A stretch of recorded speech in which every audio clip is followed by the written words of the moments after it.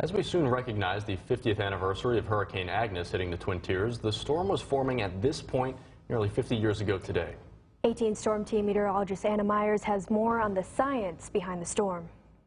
Agnes is the worst tropical related event in the history of at least FEMA Region 3, which is most of the mid-Atlantic. It was the costliest tropical cyclone in American history up to that point. It held it for about 11 years. Even 50 years later, the memories still stand, reminding people of the damage caused by Hurricane Agnes. We still see legacies of it today.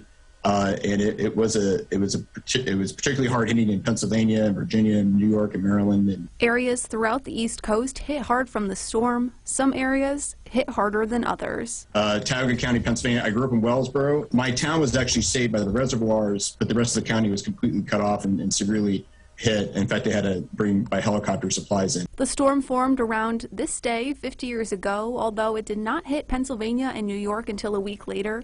It was first identified as a tropical depression June 14th and was named on June 16th. It then makes landfall again up in Long Island as a tropical storm, and you can see by here it's just a giant mess.